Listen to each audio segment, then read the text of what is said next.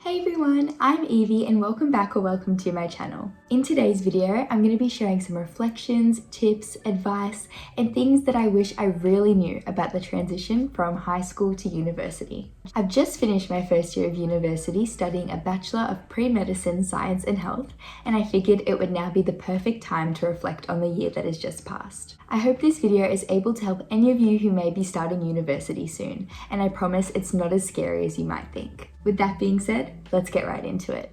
So, the first thing I learned about uni is that it's very self-paced and self-motivated. In high school, you're there 5 days a week, 6 hours a day, and you have teachers guiding you through the learning process step by step. But at university, at least in my case, most of the learning, if not all, occurs at home individually. Yes, you might have in-person lectures or tutorials, but most of the learning occurs at home through pre-recorded lectures, uploaded lectures, modules, and readings. Then, the time that I spent on campus was more of the application of the knowledge, whether that was in a lab or tutorial. Because your on-campus time is testing your knowledge rather than actually learning it, it's so important to actually set aside time to complete the content since no one is telling you, right, it's time to do your lectures for the week for biology. To help with this, I built my own self-paced timetable to make sure that I didn't fall behind, because if you don't plan ahead, it's so easy to neglect everything and not even notice that you're a few weeks behind. For me, I dedicated 1 or 2 days a week to each subject. For example, Mondays was always chemistry and Fridays was always anatomy. That routine kept me accountable and prevented the content from piling up, because by that evening, the content for the week had to be finished. If you find it hard to motivate yourself to do self-paced content, I really recommend getting out of the house and either going to a library or to a cafe. You can mimic your own structured school day in this sense, or if you want to do it at home, you can set aside certain blocks of time where you complete certain modules or lectures each day. Either way, whether you do it at home or out of the house, you have to build your own structure, because the actual university timetable that you get is just application, not the actual learning process. And with that being said, with uni being so self-paced, the second thing that I learned is that no one reminds you of due dates. For your subjects, you'll likely get a subject outline or a timetable on your online site containing all of the due dates. To make sure that I didn't miss any of these due dates, right before the university semester started, I sat down and put every due date for all of my subjects color coordinated into my Apple Calendar. You can do this online or in a physical journal, but either way, just make sure that you diarize all your due dates as soon as possible. Even if it's a due date as small as a 2% quiz or an upload for a peer reflection, it's so important to put this in the diary because there are so many things going on with uni and it can be so easy to forget. That way, you can always make sure that you stay on top of it and you don't have that impending doom of worrying that you're missing a due date. The third thing I learned was honestly the biggest shock for me, and it was that the learning style is completely different. In high school, I was so used to going through a lesson, watching a video, discussing with classmates, asking the teacher questions, and doing some practice questions from a workbook. But in university, content is delivered to you mostly through lectures, where it's more kind of just like sitting, listening, and absorbing. Since the type of learning is a bit more passive, it's really important that you have active strategies put in place to help you absorb this information and not let it just go in one ear and out the other. To help with this, I did different note-taking strategies to really condense the information, and this differed between subjects. For example, for chemistry, it's a bit more calculations-based, so I annotated the lecture slides with any additional notes and did practice questions on an additional page right below that topic. But for more content-based subjects such as anatomy and biology, I made flashcards as my form of note-taking. So what I did is that I'd listen to the lecturer speak for a few minutes on a specific slide. Right before they moved on to the next slide, I would pause, think of a question, and write that on one side of the flashcard. Then on the other side, I'd write the answer, which is the content that we just covered. As an example, when we were learning about the digestive and endocrine system, I wrote on one side of the flashcard, what pathologies arise when endocrine function is impaired. So I've just got that on one side of the card there, and on the other side, I've got the answer. I found this so much more beneficial than just typing on a Google Doc or writing in a notebook while the lecturer is talking, because it actually causes you to be active with your learning. You actually have to sit, reflect, think of a question, and then think of how you would answer it in an exam. And when that's your form of studying, it's going to make it so much easier when it comes to exam time, because you've already done that critical thinking early on. Also, for any of you who may be wondering, I do this on the GoodNotes app where you can make your own flashcard deck using an Apple Pencil and iPad. However, just because I did this doesn't mean that you have to do the same, and I'd really encourage you to try out a couple different things to see what works best for you. I didn't know that this would be the best method for me right from the get-go.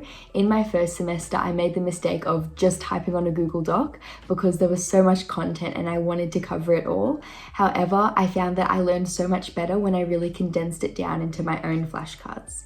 To go along with this, my next thing that I learned was the importance of creating study resources as you go. Uni content is so dense and so concentrated, and I found that the content that we covered in such a short period of time was something that we'd cover in weeks in high school. There's such a high volume of content, and you also don't have as long to prepare for exams. For example, for the HSC, we had a couple weeks off and our exams were spaced over a month, but during my university mid-session exams, I had exams for every subject and still had content and still had group assignments due at the same time. Because of this, you don't have time to make your own study resources right before the exam, and it's so much more effective to create them as you go throughout the semester. Because my form of note-taking was flashcard making, when it came to exam time, I found that I had so much more time to actually revise because I wasn't spending hours making a flashcard deck based on my 100-page Google Doc. When exam season came around, I didn't have to create anything, I just had it ready to go and I could study through those resources. Even if you find that you do still need to write notes or create mind maps as your form of condensing information, if you just set aside time every couple days or on a weekend to make your flashcards, it will help you so much when it comes to exam time. Next up, one of the biggest shocks for me in uni is that there are barely any practice papers. If you're lucky, you'll get one, but most of the time the university won't give you any final exam practice papers. In high school, practice papers were my #1 study strategy, so losing that was huge. To get around this, I used AI to help.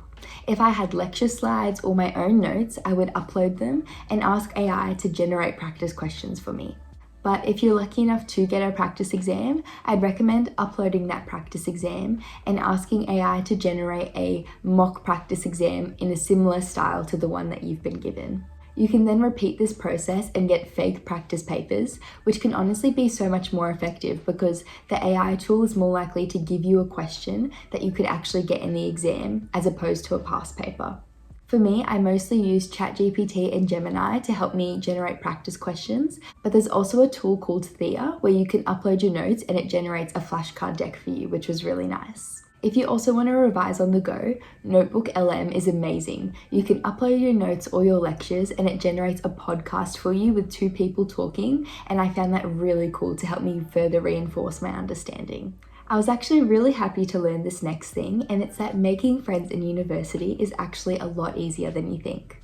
Everyone's in the same boat where we're all trying to make new friends, we're trying to find our footing, and there are practically no pre-existing friend groups. You can start small by talking to your lab partner or talking to someone across from you in a lecture, or even just complimenting someone's outfit or their bag. Making these small acts of conversation early on can make such a difference because it ensures that you have someone that you can go to each week when you go to your classes, and you can build on those friendships throughout the semester.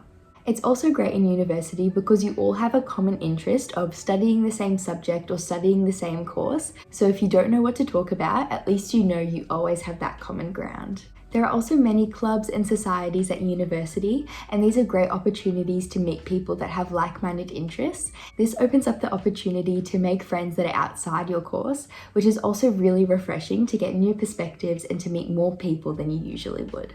To finish off, I also just thought of a few extra rapid-fire, quick practical tips that I wanted to share. Firstly, go to as many orientation events as you can in the first weeks of university, because I know that for me, the few friends that I met there are still the friends that I have now. I'd also recommend sitting in the first few rows of lectures because it helps you hear better and you also feel so much more engaged. I'd also recommend to make use of campus resources. The library at our university has so many study skills events, and it's really helpful to go to those whenever you can. I'd also recommend to always bring snacks, water, and a charger.